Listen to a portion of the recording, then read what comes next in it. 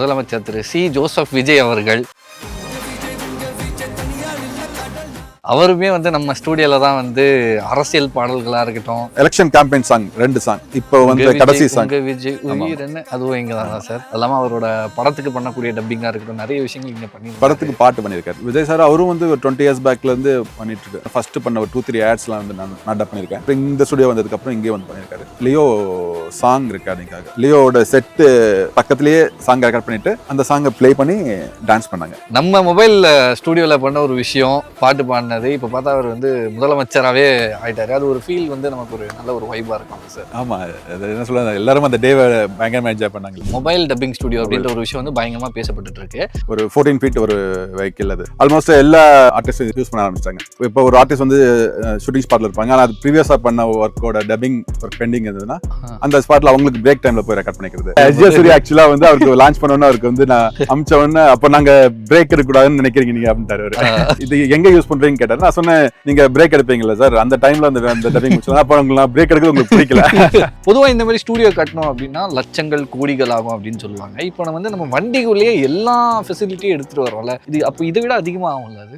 கண்டிப்பா ஆல்மோஸ்ட் வந்து ஒரு டபுள் ஆகும். இப்போ நான் பண்ணியிருக்கிற ஸ்டுடியோ வச்சு பார்த்தீங்கன்னா 2 ஸ்டுடியோ கட்டிருக்கலாம்.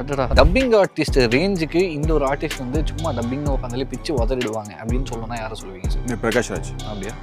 ஃபாஸ்ட் ஒன்று லாங்குவேஜஸ்.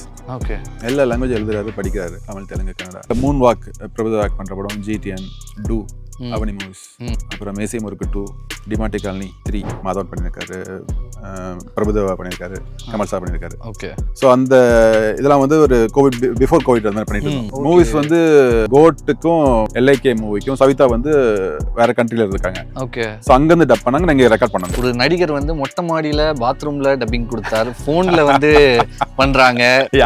இல்ல சொல்லுவாங்க, சிம்பு சார சொல்லுவாங்க. இப்போ வந்து ஒரு விஷயம் பயங்கர ட்ரெண்டா பேசிட்டு இருக்காங்க சார். அதாவது வந்து வண்டிக்குள்ளேயே dubbing studio, mobile dubbing studio அப்படின்ற ஒரு விஷயம் வந்து பயங்கரமா பேசப்பட்டு இருக்கு. பட் 5 வருஷத்துக்கு முன்னாடி இந்தியாலேயே ஃபர்ஸ்ட் நீங்க இந்த விஷயத்தை வந்து லான்ச் பண்ணியிருந்தீங்க. அந்த ஒரு ஐடியா உங்களுக்கு அப்போ எப்படி வந்துச்சு, அதை சொல்லுங்க சார். அப்போ அந்த கோவிட் டைம்ல தான் வந்து அந்த ஐடியா வந்தது. ஆக்சுவலாக என்னன்னா வந்து அதுக்கு முன்னாடியிலேருந்து நிறைய வந்து சப்போஸ் ஆர்டிஸ்ட்ல இருக்கிற பிளேஸ்லேயே போய் ரெக்கார்ட் பண்ணிட்டு இருப்போம். ஃபோனில் ரெக்கார்ட் பண்ணுறதோ இல்லை மினி ரெக்கார்டர்லாம் இருக்குல்ல, லைவ் ஃபோன் ரெக்கார்ட் பண்ணுறது, அதில் ரெக்கார்ட் பண்ணுவோம். லேப்டாப்பில் மைக் ஃபிக்ஸ் பண்ணி கோயிட்டா ஏதாவது பிளேஸ் கிடச்சுன்னா அங்கே உட்காந்து டப் பண்ணிட்டு இருக்கேன். அது மாதிரி நிறைய பண்ணியிருக்கு. ஓகே, விஜய் சேதுபதிக்கு பண்ணியிருக்கு, மாதவன் பண்ணியிருக்காரு, பிரபுதேவா பண்ணியிருக்காரு, கமல் சார் பண்ணியிருக்காரு. ஓகே, ஸோ அந்த இதெல்லாம் வந்து ஒரு கோவிட் பிஃபோர் கோவிட் அது மாதிரி பண்ணிட்டு இருக்கோம். கோவிட் டைமில் வந்து எல்லாமே ஷெட்யூல் ஆன டைம்ல சரி அப்பதான் வந்து அதே கான்செப்ட்ல வந்து ஒரு மூவிங் வெஹிக்கிள் இருந்தா பெட்டரா இருக்குமேன்னு சொல்லிட்டு தான் வந்து மைண்ட்ல தோணுச்சு. ஸோ லாக்டவுன் முடிஞ்ச உடனே அந்த ப்ராசஸ்லாம் ஆரம்பிச்சாச்சு. ஓகே, ஒரு 14 feet ஒரு வெஹிக்கிள் அது ஆக்சுவலா டாட்டால. ஸோ அதில் கிரியேட் பண்ணாரு. ஓகே, அது எந்த அளவுக்கு இப்போ இண்டஸ்ட்ரியில் இருக்கக்கூடிய எல்லாருக்கும் ஹெல்ப்ஃபுல்லா இருக்கு, அதை சொல்லுங்க. ஆல்மோஸ்ட் எல்லா ஆர்டிஸ்டும் யூஸ் பண்ண ஆரம்பிச்சிட்டாங்க. இப்போ ஒரு ஆர்டிஸ்ட் வந்து ஷூட்டிங் ஸ்பாட்ல இருப்பாங்க, ஆனால் அது ப்ரீவியஸா பண்ண ஒர்க்கோட டப்பிங் ஒர்க் பெண்டிங் இருந்ததுன்னா அந்த ஸ்பாட்ல அவங்களுக்கு பிரேக் டைம்ல போய் ரெக்கார்ட் பண்ணிக்கிறது. ஓகே, அன்னைக்கு இன்கேஸ் வந்து அன்னைக்கு ஷூட் பண்ற ஆடுக்கு டப்பிங் தனியாக கூப்பிடக்கூடாதுங்கிறதுக்காக அன்னைக்கு ஈவினிங் வந்து மொபைல் ஸ்டுடியோ கூப்பிட்டு அதில் முடிச்சு அமைச்சிருவோம். ஸோ அந்த ஆர்டிஸ்ட் திருப்பி ஸ்டுடியோக்கு வர வைக்க தேவையில்ல, கிளைண்ட்டுக்கும் டைம் சீக்கிரம் முடிஞ்சிடும். அது மாதிரி நிறைய டிவி ஆட்ஸும் சரி, ப்ரொமோஷன்ஸ், மூவிஸ் அது மாதிரி நிறைய பண்ணிருக்கேன். கண்டிப்பா டேரக்டரும் ப்ரொடியூசரும் நிம்மதியா இருப்பாங்க. அந்த ஒரு விஷயம் மட்டும் தெரிஞ்சிருச்சு. இல்ல அஜய் ஆக்சுவலா வந்து அவருக்கு லான்ச் பண்ணோன்னு அவருக்கு வந்து நான் அமிச்ச உடனே அப்போ நாங்க பிரேக் எடுக்கக்கூடாதுன்னு நினைக்கிறீங்க நீங்க அப்படின்ட்டாரு. ஜாலியா சொன்னாரு. ஏன்னா வந்து ஸோ உங்களுக்கு இது எங்க யூஸ் பண்றீங்கன்னு கேட்டாரு. நான் சொன்னேன், நீங்க பிரேக் எடுப்பீங்கல்ல சார், அந்த டைம்ல அந்த டப்பிங் முடிச்சா அப்போ உங்களுக்கு பிரேக் எடுக்கிறது உங்களுக்கு பிடிக்கல. ஆனா அவங்களுக்கு வந்து இன்னொரு நாள் தனியா பிளாக் பண்றதுக்கு பதிலா இதுல முடிக்கிறது இன்னும் அது கன்வீனியன்ட்டா இருக்கும். முதலமைச்சர் திரு சி ஜோசப் விஜய் அவர்கள் அவருமே வந்து நம்ம ஸ்டூடியோல தான் வந்து அரசியல் பாடல்களா இருக்கட்டும், அதெல்லாம அவரோட படத்துக்கு பண்ணக்கூடிய டப்பிங்கா இருக்கட்டும், நிறைய விஷயங்கள் இங்க பண்ணி படத்துக்கு பாட்டு பண்ணியிருக்காரு. பாட்டு எல்லாமே கேள்விப்பட்டிருந்தேன். அந்த விஷயத்த, அந்த எக்ஸ்பீரியன்ஸ், அந்த ஒரு மேக்கிங்கை பத்தி சொல்லுங்க சார். விஜய் சார் அவரும் வந்து ஒரு 20 years பேக்ல இருந்து பண்ணிட்டு இருக்கு. இந்த அவர் ஃபர்ஸ்ட் பண்ண ஒரு 2-3 ஆட்ஸ்லாம் வந்து நான் டப் பண்ணியிருக்கேன். கொக்கோ கோலாக்கு அடுத்தது இருந்து ஜாய் அலுகாஸ் பண்ணாரு, ஜோஸ் அலுகாஸ் அந்த கமர்ஷியல்ஸ் பண்ணாரு. அதுக்கு 2 கமர்ஷியல் ஏல் விஜய் டைரக்ட் பண்ணாரு. ஓகே, அதுக்கப்புறமும் இன்னொரு கமர்ஷியல் அது இங்கே வந்ததுக்கப்புறம் நான் அது வந்து வேற ஒரு ஸ்டைலில் ஒர்க் பண்ணிட்டு இருந்தேன், அப்போ ரெக்கார்ட் பண்ணேன். அதுக்கப்புறம் இந்த ஸ்டுடியோ வந்ததுக்கப்புறம் இங்கே வந்து பண்ணியிருக்காரு. அதுக்கப்புறம் தான் வந்து இந்த இது லியோ சாங் ரெக்கார்டிங்காக கூப்பிட்டுருந்தாங்க. சாங் ரெக்கார்டிங் தெரியாது, இதெல்லாம் எப்பயும் அனுப்பின யூஸ்வலாக டப்பிங் தான் யூஸ் பண்ணுவாங்க. அனிருத் வந்து இதுக்கு முன்னாடி ஒரு டப்பிங் இந்த வேனை யூஸ் பண்ணியிருந்தாரு. ஸோ அவரு ஃபிக்ஸ் பண்ணது தான் அந்த சாங் ரெக்கார்டிங். லியோட செட்டு பக்கத்துலயே சாங் ரெக்கார்ட் பண்ணிட்டு அந்த சாங்கை ப்ளே பண்ணி டான்ஸ் பண்ணாங்க. ஓகே. அவர் வந்து அந்த செட்ல தான் இருந்தாரு. இந்த பாட்டு ஃபர்ஸ்ட் வந்து இந்த பாட்டை முடிச்சிட்டாரு. இந்த பாட்டை அவங்க கொடுத்தோன்னே அப்படியே உடனே டான்ஸ், அவ்வளவுதான். அப்படியே ஷூட். ஸோ அது இந்த மாதிரி இடத்துல நம்ம ப்ராஜெக்ட் நம்ம பண்ண அந்த ப்ராடக்ட் வந்து பயங்கரமா யூஸ் ஆகுது எடுத்துக்கலாம்ல சார். அது ஒரு ஹாப்பியான ஒரு விஷயம். அதே சமயத்தில் இது கூட பண்ணிருந்தாங்க அறிவு வந்து தாவேக்காக பண்ணாங்க. தாவேக்கா லான்ச் அப்போ பண்ணாங்க அந்த அறிவோடது. அதுக்கப்புறம் விஜய் சாரும் வந்து நிறைய இதெல்லாம் ஸ்கிரிப்ட்லாம் ரெக்கார்ட் பண்ணிருந்தாரு வாய்ஸ்ல. ஓகே. என்ன மாதிரி சார் அங்க இந்த ஸ்டேஜ்ல ப்ளே பண்ணாங்கல்ல அந்த ஃபர்ஸ்ட் மீட்ல, அதெல்லாம் வந்து இதுல தான் ரெக்கார்ட் பண்ணாரு. Okay okay. அதுக்கப்புறம் எலெக்ஷன் கேம்பெயின் சாங் 2 சாங் இப்போ வந்து கடைசி சாங் விஜய் உயிர் என்ன அதுவும் இங்க தான் சார். ஸோ அப்போ நீங்க இருந்தீங்களா?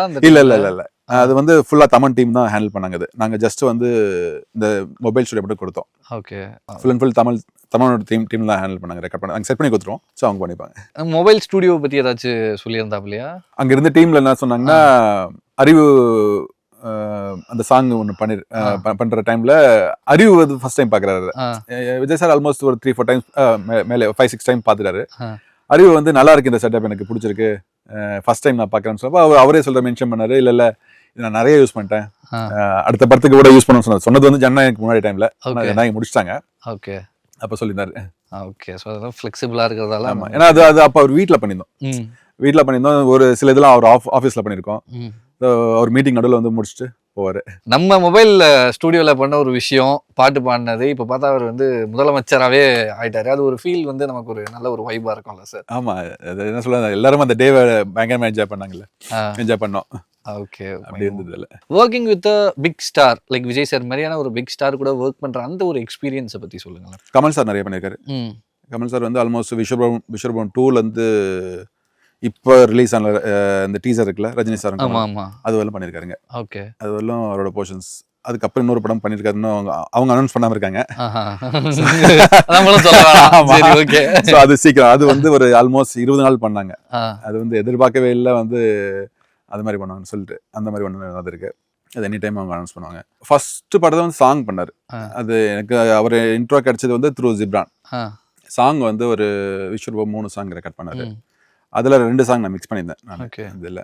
அதுக்கப்புறம் வந்து உத்தம வில்லன், பாபநாசம், தூங்காவனம், இது எல்லாமே சாங்ஸு. அதுக்கப்புறம் வந்து அதுக்கப்புறம் 2 படம் நடுவில் விக்ரம், இதெல்லாம் பண்ணாங்க. ஓகே. விக்ரம்க்கு தான் ஆக்சுவலாக என்னன்னா வந்து விக்ரமோட தெலுங்கோட ஃபுல் டப்பிங் வந்து இங்கே ஒரு ஸ்டுடியோவில் போச்சு. கீழே டப் பண்ணாங்க இதில். ஸோ அவங்களுக்கு அது சடன் பட்ஜெட் கன்ஸ்ட்ரைன் அதில் இருந்தது அந்த டைமில் டப்பிங்னால. அதில் வந்து ஓகே, விக்ரம் படத்துக்கே பட்ஜெட் கன்ஸ்ட்ரைன் இருந்துச்சு, அது டப்பிங்காக இருந்துக்கலாம் அது. சரி, ஓகே. ஸோ அதை நாங்கள் ஒரு 2 வாரம் பண்ணோம். அப்புறம் வந்து அந்த கேப்பில் வந்து விக்ரமோட தமிழ் வெர்ஷனுக்காக கரெக்ஷனுக்காக சேலம் வர சொல்லியிருந்தாங்க. ஓகே. அதை ஜஸ்ட் பார்த்தா ஒரே ஒரு லைன் தான் ரெக்கார்ட் பண்ணாங்க. அப்படியா? சேலம் வரைக்குமா? சேலம் வரைக்கும். ஓகே. அது வந்து இந்த தெலுங்கு நான் சொன்ன அந்த பட்ஜெட் கேக்குலாம் வந்து பில் ஆயிடுச்சு.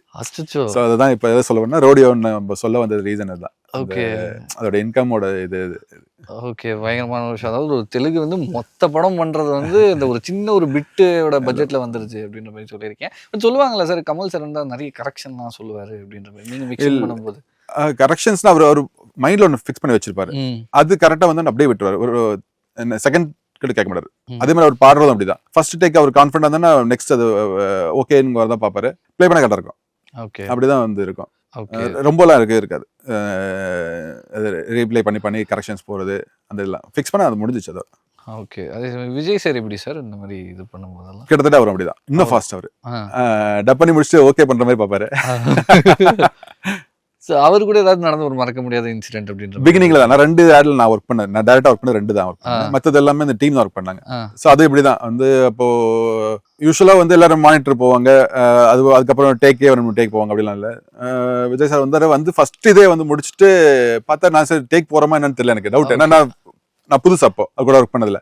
ஸோ அவர் என்ன டைம்ல ஒர்க் பண்ணதில்ல. அவர் வந்து அது ஓகேங்கிற மாதிரி தான் பார்த்தாரு. அப்புறம் நான் சரி யூஸ்வலா யாருமே ஓகே பண்ண மாட்டாங்க. அது என்னன்னா வந்து மைண்ட் செட் ஆயிருது இல்ல.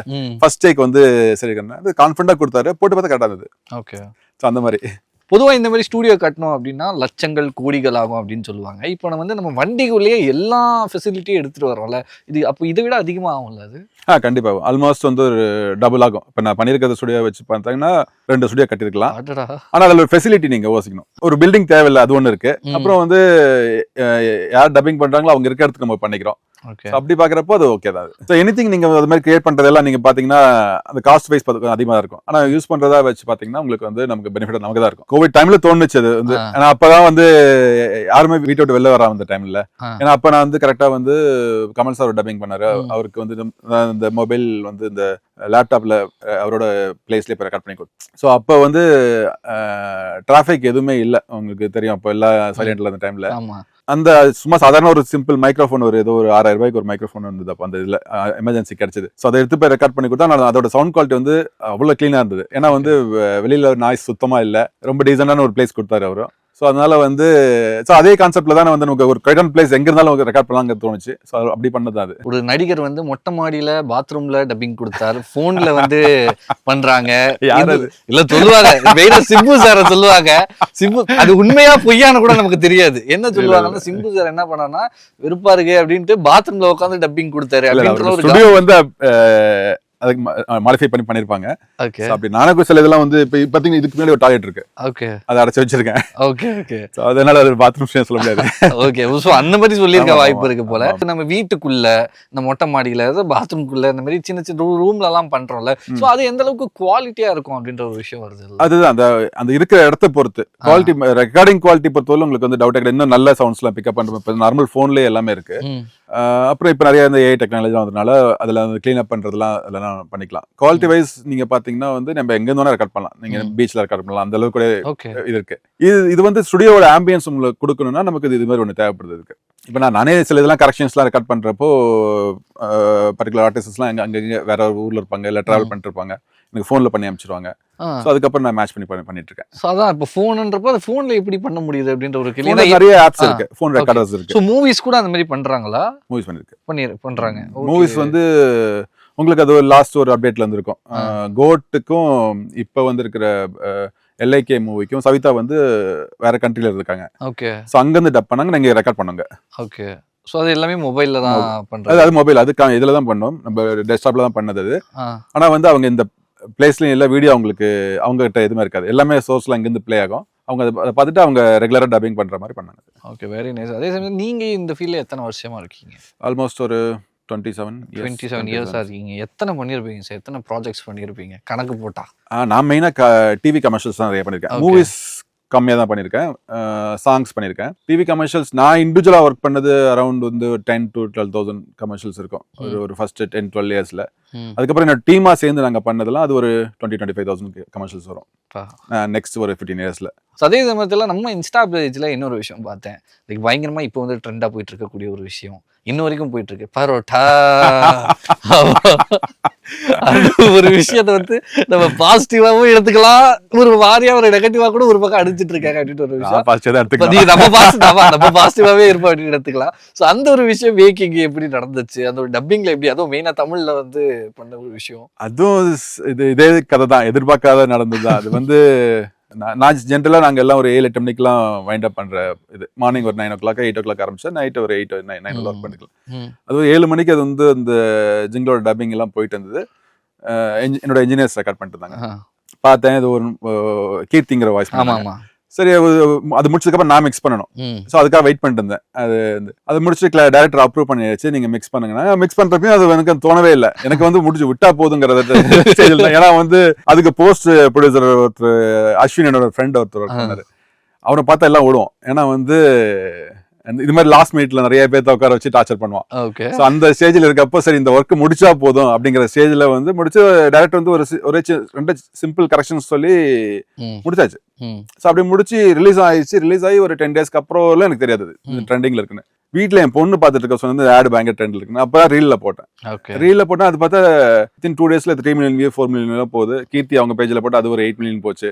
ஸோ அதுக்கப்புறம் தான் நீங்க சொல்ற இந்த வைரல்லாம். ஆமா சார், பயங்கர வைரலா போயிட்டு இருக்கு. அதே சமயத்தில் லைட்டா அடி வச்சாலும் நம்ம செஞ்ச ஒரு வேலை வந்து பயங்கரமா போயிருந்துச்சு அப்படின்ட்டு அப்போ சுத்தமா எதிரே பார்க்கல டீம்ல. சுத்தமா எதிர்பார்க்கல. Okay, very nice. எதிர்பார்த்ததுலாம் நிறைய போயிடுச்சு, வரல. அதான் சொன்ன நிறைய ரொம்ப நிறைய சில ஆட்ஸ்லாம் வந்து 30 hours 40 hours பண்ணியிருக்கோம். ஓகே. கரெக்ஷன்ஸ் ஒரு 10 கரெக்ஷன்ஸ்லாம் பண்ணியிருக்கோம், 10-15 கரெக்ஷன்ஸ் பண்ணுவோம். அது மாதிரிலாம் இருக்கும். அதெல்லாம் வந்து இந்த லெவலுக்குலாம் போனது, இந்த லெவலுக்கு வரல. இதெல்லாம் வந்து இதான் சொன்னேன், இது ஒரு 45 மினிட்ஸ்ல ஒர்க் பண்ணதுல அதுல ஒரு போக்குல பண்ணது சும்மா ஓகே ஃபினிஷ் பண்ணோம் அப்படின்னு பண்ணது வந்து இல்ல இந்த அப்படி அளவுக்கு- அது அப்படி சொல்லல சார். அதுக்கு அப்படி சொல்லல நானு. சும்மா ஓகே எல்லாமே கரெக்டா பண்ணிட்டாங்க, டக்குன்னு முடிஞ்சிருச்சு. இல்ல ஏன்னா ரொம்ப தெளிவா இருந்தாங்க. அவங்க ட்ராக் கொடுத்ததும் சரி, டைரக்ட் ஓகே பண்ண ஃபைல்ஸ்னு பார்த்தா எல்லாமே ரொம்ப கிளீனா இருந்தது. ஓகே So, ஓகே வேலை ரொம்ப ஈஸியா முடிஞ்சிச்சு. Okay okay sir. அதே சமயத்துல இந்த 30-40 ஹவர்ஸ்லாம் பண்ணேன் அப்படின்ற மாதிரி சொல்லியிருந்தீங்களா, அது என்ன ப்ராஜெக்ட்காக பண்ணியிருந்தீங்க? நிறைய பண்ணிருக்கோம். சென்னை சில்க்ஸ்க்கு அந்த மாதிரி எல்லாம் பண்ணிருக்கு. 30 கசானாக்கு வந்து இப்ப பண்ற கசானாலாம் 30 ஹவர்ஸ் 40 ஹவர்ஸ்லாம் போயிருக்கு. ஓகே அதுவும் ஜிங்கிள் அதே சேம் ஜிங்கிளை ரீக்ரியேட் பண்றதுக்கு நம்ம எல்லாம் இருக்கு. அதே விதமா வித்தியாசமா ஜிங்கிளை வந்து அப்ப பண்ணது வந்து 1 ஹவர்ல முடிஞ்சது, இப்ப பண்ணதுக்குலாம் 20 ஹவர்ஸ்லாம் பண்ணிருக்கோம். ஸோ அது மாதிரி நிறைய அதெல்லாம் வந்து போயிருக்கு. அது மாதிரி ஓகே. இப்போ என்னென்ன ப்ராஜெக்ட்ஸ்லாம் போயிட்டு இருக்கு அதை சொல்லுங்க. இப்ப கரண்ட்ல மூன் வாக் பிரபுதா வாக் பண்ற படம் GTN, ம் அப்புறம் நாளைக்கு ரிலீஸ் ஆகிற டூ ம். அவனி மூவிஸ் ம் அந்த படம், அப்புறம் மேசி முருக்கு 2, டிமாட்டி காலனி ம் 3 ஓகே. அது போயிட்டு இருக்கு. இந்த ஏஐலாம் வந்து பயங்கரமா போயிட்டு இருக்கு அப்படின்றப்போ லைக் எப்படின்னா மோடி வந்து பாட்டு பாடுறாரு, எல்லாருமே அவங்க வாய்ஸ்ல தமிழே தெரியாது அவங்களுக்கு, அவங்கெல்லாம் அந்த வாய்ஸை வச்சு வேற லெவல் பண்ணிட்டு இருக்காங்க. அப்படின்னு வரும்போது இப்போ நீங்களும் அந்த மாதிரி ஏதாச்சும் யூஸ் பண்றீங்களா சார்? பண்ணிட்டு இருக்கேன். டப்பிங் யூஸ் பண்ணிட்டு இருக்கேன். மியூசிக்ல ஃபுல்லா ஒரு வாய்ஸை கிரியேட் பண்ணி அப்படி பண்ணல இது வரலாம். சப்போஸ் வந்து உங்க வாய்ஸ்ல நீங்க டப் பண்ண வாய்ஸ்ல உங்களுக்கு ஏதாவது இஷ்யூ இருக்கு, அதை மட்டும் ரீப்ளேஸ் பண்ணோம் அப்படின்னா அதை ஏஐ பண்ணிக்கிறேன். ஓகே. சில ஆர்டிஸ்ட் வர முடியல, சில ஆர்டிஸ்ட் வந்து சேம் ஆர்டிஸ்டோட வாய்ஸ் டோன்ல எனக்கு வந்து லாங்குவேஜஸ் வேணும்பாங்க, தெலுங்கு கன்னடா மலையாளத்துக்கு, அப்ப பண்றோம். அது மாதிரி பண்ணி கொடுத்துட்டு இருக்கேன். ஸோ இது வந்து உங்க ஒர்க்கை வந்து லைக் பேர்டனை கம்மி பண்ணுதா இல்லை இதனால ஏதாச்சும் ஒரு பிரச்சனை வரும்? இல்ல கண்டிப்பா பிரச்சனை இல்ல. பட்டன் கம்மி பண்ணல, அதிகப்படுத்துது. அதிகப்படுத்துது. இப்போ ஒரு படத்துக்கு பண்ணிட்டு இருக்கேன். ஆ. அதுல நிறைய ஒரு 5 ஹவர்ஸ்ல பிளான் பண்ணுது. ஆனா அவங்க டைரக்டர் கேட்ட பர்ஃபெக்ஷன் கொடுக்கறதுக்கு ஆல்மோஸ்ட் ஒரு 30 ஹவர்ஸ் கிட்ட ஆச்சு. ஓகே ஆனா நல்லா வந்திருக்கு. ஓகே அது வந்ததுக்கு அப்புறம் சொல்றேன். சூப்பர். இப்போ ஒரு படம் இதுல ஆட்ஸை பொறுத்தவரையிலும் இன்கேஸ் நடிச்ச ஆர்டிஸ்ட் வந்து அவர் வரல, அவருக்கு அதே டோன்ல வேணும். இப்போ தோனிக்கு பண்ணியிருக்கேன். ம் தோனியோட டோன் மேட்ச் பண்றதுக்கு நான் பண்ணி கொடுத்துருக்கோம். ஷாருக்கானுக்கு பண்ணி கொடுத்துருக்கேன். Okay okay sir. பட் இந்த மாதிரி பண்றதால இந்த டப்பிங் ஆர்டிஸ்டோட வேலைகள் வந்து கொஞ்சம் அபாயத்துல இருக்கு. கண்டிப்பா இல்ல. இல்லையா சார்? கண்டிப்பா எப்படி சார்? ஆமா, அதை நான் வந்து ப்ராம்ப்ட் பண்ணி வாய்ஸ் கொடுக்க முடியாது. அதுக்கு ஒரு டப்பிங் ஆர்டிஸ்ட் வந்து கரெக்டா மாடலேட் பண்ணும். ஸோ ஷாருக்கான் வாய்ஸ் வேணும்னா ஷாருக்கான் மாதிரி மாடலேட் பண்ணு, தோனி வேணும்னா தோனி மாதிரி மாடலேட் பண்ணா நமக்கு கிடைக்கும். ஓகே இல்லைன்னா நம்ம பண்ண முடியாதுல்ல. ஓகே. ஸோ எப்படி இருந்தாலும் ஒரு டப்பிங் ஆர்டிஸ்ட் தேவை. டப்பிங் ஆர்டிஸ்ட் அவருக்கு அதுக்குண்டான ஃபீ வாங்கிட்டு அவர் பண்ணி தருவார். அவர் இல்லாம பண்ண முடியாது. இப்போ லாங்குவேஜஸ் பார்த்தா பர்ஃபெக்ட் லாங்குவேஜ் யார் பேசுறாங்களோ அவங்க வச்சு தான் பண்ண முடியும். அப்பதான் அந்த வாய்ஸ் ஒர்க் ஆகும். சும்மா நான் ப்ராம்ப்ட் பண்ணியோ வாய்ஸ் கிடைக்கும், ஆனா வந்து அந்த லிப்ஸிங் அது கிடையாது, அது மாடலேஷன் கிடைக்காது. உங்களுக்கு ரொம்ப இருக்கு. நீங்க சொன்னீங்களே இப்போ சில சாங்ஸ்லாம் அப்படி இருக்க மாதிரி இருக்கும். மியூசிக் அப்படிதான். மியூசிக்கும் வந்து அப்படியே நம்ம ஒரு ப்ராம்ப்ட்ல கிடைக்கிற மியூசிக் வச்சு யூஸ் பண்ணோம்னா நடக்காது. ஓகே. அதுக்கும் கம்போசர் தேவை, அதுக்கும் ஒரு சிங்கர் வேணும். ஆமா சார். நான் வந்து என்ன பண்ணேன், சும்மா ஏதாச்சும் ஜெமினில போய் டைப் பண்றேன், அதுவே ஒரு டியூனை போட்டு லிரிக்ஸை போட்டெல்லாம் கொடுக்க ஆரம்பிச்சிச்சு. எவ்ரி எலெக்ஷன் டைம்லயும் வந்து இருக்க எல்லா லீடிங் இது 2021ல பாத்தீங்கன்னா ஏடிஎம்கே, டிஎம்கே, மக்கள் நீதி மையம், பிஜேபி, காங்கிரஸ் எல்லா இப்ப இங்க மல்டிபிள் ஸ்டுடியோஸ் இருக்கனால ஒவ்வொரு ரூம்லயும் ஒவ்வொரு கட்சி எடுத்து போயிட்டு இருக்கோம். இன்னும் சொல்ல போனா எந்த அளவுக்கு பண்ணோம்னா அந்த ஒரு ரெக்கார்டிங் ஸ்டாப் பண்ணிட்டு எனக்கு ஒரு 2 லைன் கரெக்ஷன் பண்ணிக்கணும்னு சொல்லிட்டு வேற ஒரு கட்சியோட எடுத்து கொடுத்துருக்கேன். எல்லாருமே ஃப்ரெண்ட்ஸ் தான். திட்டுவாங்க, கொஞ்சம் ஓவரா இருக்கு, ஏடிஎம்கே ரெக்கார்டிங் பண்ணதுல பிரேக் பண்ணி டிஎம்கே ரெக்கார்டிங் பண்ணுறேன். அது எங்களுக்கு பொறுத்தவரை வேலை தான் அது. ஓகே. அப்போ உங்க விஜய் உயிரென வரவா அது கூட இங்க தான் நடந்திருக்கு. ரோடியோல அந்த மொபைல் ஸ்டுடியோ. அட்லஸ் நம்ம கம்பெனி தானே சார் அப்படின்னு வச்சுக்கலாம். அப்புறம் ஸ்டாலின் தான் வராரு, அது கூட ஸ்டாலின் வராது வந்து அந்த சாங் வந்து மியூசிக் டைரக்டர் பண்ணியிருந்தாரு. அதோட வெர்ஷன்ஸ் டயலாக் வெர்ஷன்ஸ்லாம் இருக்குல்ல, அது ஃபுல் அண்ட் எல்லாம் அங்கே வந்தது. கிட்டத்தட்ட ஒரு 20 ஆட் பண்ணியிருப்பாங்க இந்த கேம்பெயின்ல. இப்போ இதுல டிஎம்கே கேம்பெயின், ஏடிஎம்கே கேம்பெயின்ஸ் பண்ணாங்க, பிஜேபி இது பண்ணியிருக்காங்க அந்த டைம்ல. போன தடவை பண்ணப்ப மக்கள் நீதி இந்த தடவையும் கமல் சார் பண்ணாரு, ஒரு சாங் ரிலீஸ் பண்ணார்ல, அதுவும் பண்ணாங்க.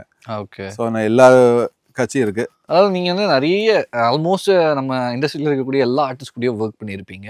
அப்படி இருந்தாலும் ஒரு டப்பிங் ஆர்டிஸ்ட் ரேஞ்சுக்கு இந்த ஒரு ஆர்டிஸ்ட் வந்து சும்மா டப்பிங் உட்காந்தாலே பிச்சு உதறிடுவாங்க அப்படின்னு சொல்லணும்னா யாரை சொல்லுவீங்க சார்? பிரகாஷ் ராஜ். அப்படியா? ஆமா. ஃபாஸ்ட் ஒன்று, லாங்குவேஜஸ் ஓகே, எல்லா லாங்குவேஜ் எழுதுறாரு, படிக்கிறாரு.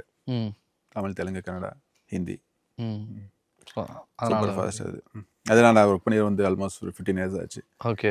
அதுக்கப்புறம் ஒரு கமர்ஷியல்ஸ் பெருசாக பண்ணல. நான் அந்த வோடஃபோன் பண்ண டைம்ல. அதே சமயம் மாதவன் சார் கூட ஏதோ ஒரு ப்ராஜெக்ட் போயிட்டு இருக்க மாதிரி இப்போ அது ஜிடி நாயுடு இங்கே போயிட்டு இருக்கு. அது ஆக்சுவலாக லைவ் சவுண்ட் பண்ணியிருக்காங்க. அதில் சில போர்ஷன்ஸ் மட்டும் ரீட் அப் பண்ணிருக்காங்க. மாதவன் சார், சத்யராஜ் சார் எல்லாம். ஓகே. இப்போ நீங்கள் சொன்னதில் இன்னொரு கேள்வி என்ன வருதுன்னா, இப்போ ஒரு சில பேர் வந்து லைவாக டப்பிங் எடுப்பாங்களா சார் ஸ்பாட்லேயே? அது பண்ணுறதும் இங்கே பண்ணுறதுக்கும் எந்த மாதிரியான டிஃப்ரென்ஸ், அதை பற்றி சொல்லுங்கள். அது வந்து உங்களுக்கு வந்து டிட்டோ உங்களுக்கு வந்து என்ன சொல்கிறது, ஒரு ஆர்டிஸ்ட் வந்து என்ன பேசுறாங்க என்ன எக்ஸ்பிரஷன் அது அப்படியே உங்களுக்கு அப்படியே டிட்டோ உங்களுக்கு கிடைச்சிடும் எக்ஸப்ட் சவுண்ட் குவாலிட்டி.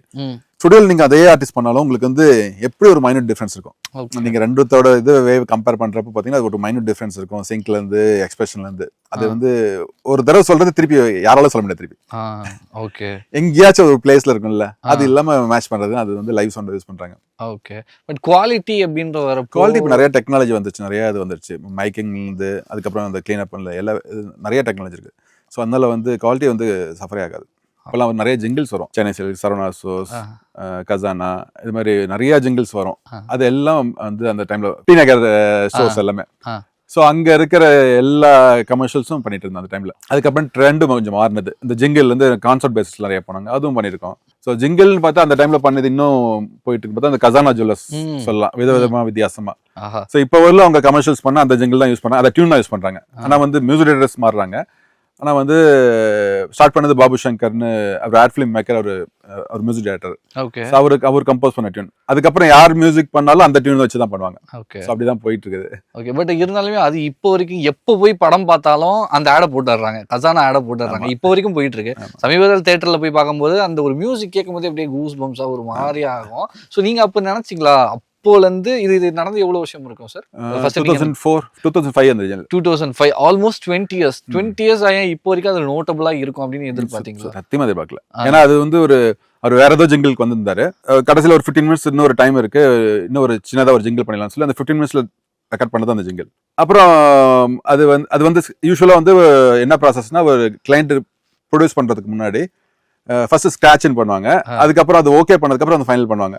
ஸோ அப்படி ஸ்கிராட்சா பண்ண ஜிங்கிள் தான் அது ஓகே ஆச்சுன்னு சொல்லி ஷூட்டே பண்ணிட்டாரு. ஷூட் பண்ணிட்டு அடுத்து நெக்ஸ்ட் ஒரு இன்னொரு நாள் வந்து ஒரு 1/2 hourல மிக்ஸ் முடிச்சாச்சு. ஸோ அதோட மொத்த ப்ராசஸே வந்து 45 minutes to 1 hour அவ்வளோதான் மொத்த ஜிங்கிள் அது அப்போ பண்ணது. அப்போ சுத்தமாக நினைக்கல. ஓகே, அதாவது வந்து ஒரு 1 hour 40 நிமிஷத்துல பண்ண ஒரு விஷயம் வந்து 20 வருஷமா வந்து இப்போ வரைக்கும் பேசப்பட்டு வந்துட்டு இருக்கு. அதுக்கப்புறம் அந்த ஜிங்கிள் யார் ரெக்கார்ட் பண்ணது, யார் மிக்ஸ் பண்ணதெல்லாம் கேட்டு நிறைய ஒர்க்ஸ்லாம் வந்து அதர் விஷயம். என்னது சார் சொல்லுங்க. இல்ல கிளைண்ட்ஸ் வந்து வெளியில இருக்க கிளைண்ட்ஸ்லாம் வந்து உங்களுக்கு இப்ப சினிமால இருக்க மாதிரி தான் எந்த இது ஹிட் ஆகுதோ அது அவங்க யூஸ் பண்றாங்க. அது மாதிரி அந்த ஜிங்கிள் வந்து நான் ஒர்க் பண்ணேன்னு தெரிஞ்சு எனக்கு நிறைய ஜிங்கிள்ஸ்லாம் வந்தது.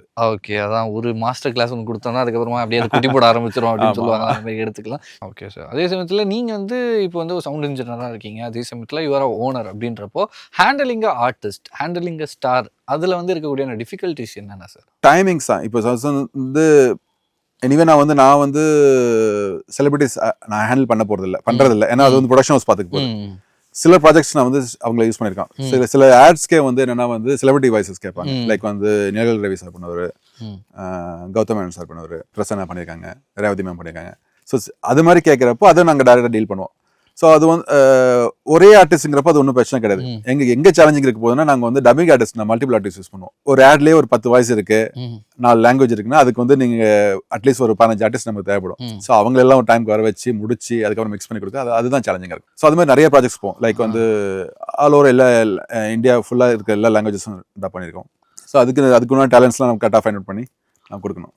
ஓகே சார், அதே மாதிரி வந்து இந்த டப்பிங் இண்டஸ்ட்ரி அப்படின்னு எடுத்துக்கிட்டால் பெருசாக வெளியில் என்ன நடக்குதுன்ற விஷயம் தெரியாது. பட் இருந்தாலும் உள்ளே நடக்கக்கூடிய பிரச்சனைகள் அப்படின்ற ஒரு விஷயம் என்னென்ன சார்? ஆர்டிஸ்டோடலாம் பிரச்சனை வர சான்சஸ்லாம் ரொம்ப கம்மி. ஓகே, கிளைண்ட்ஸில் ஏதாச்சும் பேமெண்ட்ஸ் அப்படிலாம் ஓடும். அது நிறைய அதெல்லாம் நம்ம அதுக்கு ஒரு பர்சன்டேஜ் ஒதுக்கிடணும்.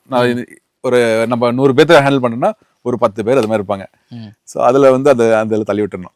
ஸோ ஓகே சார், அதே சமயத்தில் வந்து ஹவ் யூ ஸ்டார்டட் யுவர், உங்களுக்கு வந்து இந்த இன்ட்ரெஸ்ட் வந்ததுன்னு ஒரு விஷயம் இருக்குல்ல, நம்ம வந்து இதில் போகலாம் அப்படின்ற மாதிரி? ஆக்சுவலாக அப்படிலாம் எதுவுமே கிடையாது, எல்லாம் புஷ் தான். எல்லாம் புஷ்கோ கிடையாது. என்ன சொல்லுவேன், லைக் வந்து இப்போ எப்படி நான் ரோடியா சொன்னேன்னா அன்னைக்கு என்ன தோணுது அப்படிதான். நான் வந்து ஆக்சுவலாக எனக்கு வேலை பண்ணுறதுலாம் இன்ட்ரெஸ்ட் இல்லை. அப்பா இந்த இண்டஸ்ட்ரியில் இருந்தார். அந்த டைமில் சரி அவர் படம்லாம் பண்ணிட்டு இருந்தார். சரி அப்படியே அவர் கூட ஓடிடலாம் அப்படின்னு நினச்சிட்டு இருந்தேன். காலேஜ்லாம் முடிச்சதுக்கு அப்புறம் பார்த்தா அதுக்கப்புறம் ஒரு டிராஸ்டிக் சேஞ்ச் ஆச்சு.